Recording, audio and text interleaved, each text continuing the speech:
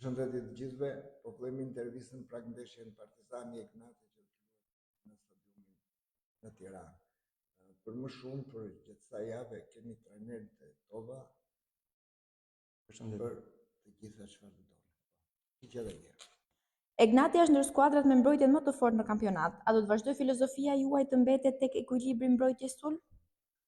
Sigurisht që do të vazhdoj, normalisht që siç e thatë dhe juve, ne mbrojmë në skuadër, po ashtu sulmojmë në skuadër. Gjithë ajo që po na mungon ose po themi që po çdojmë është ritmi, që mendoj që ajo sigurisht përshtatet me terrenin, por mendoj që do të kemi përmirësime. Partizani ka një sulm shumë dinamik. Si mendoni ta neutralizoni këtë armë të kuqve, të cilët janë edhe me trajner të ri? Mendoj që Partizani ka një skuadër të mirë, sigurisht veçohet sulmi, treshja Skuka, Iskandali dhe Da Silva, për së fundit, pak nga ndeshja e fundit, sigurisht që janë një sulm i mirë, por megjithatë ne mendojmë që do të kemi marrë masat përkatëse. Nëse përdorni një fjalë për këtë ndeshje, si do ta përkufizoni? Test, sfidë apo mundësi?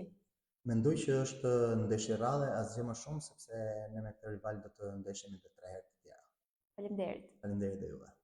Profesor Tovas, si e keni përgatitur skuadrën për përballjen me Partizanin, një rival direkt i juaj për objektivat madhor të sezonit?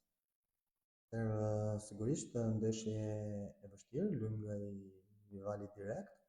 Është ndeshje që do të jemi shumë të kujdesshëm. Partizani vjen nga një fitore jashtë fushës, kështu që vjen me një moral të lartë, plus që ka dhe nevojë për pikë. Mendoj që do të jetë një ndeshje e kujdesshme. Çfarë peshe ka kjo ndeshje në aspektin psikologjik, duke qenë se zhvillohet në Tiranë dhe përballë një kundërshtari tradicionalisht të fortë në shtëpi? Siç e thash, luajmë ndaj Partizanit, një ekip i titulluar, në momentin ku ndodhet ose po themi në pjesën ku ndodhet në tabelë, sigurisht që nuk e meriton atë vend, ka përbërje lojtar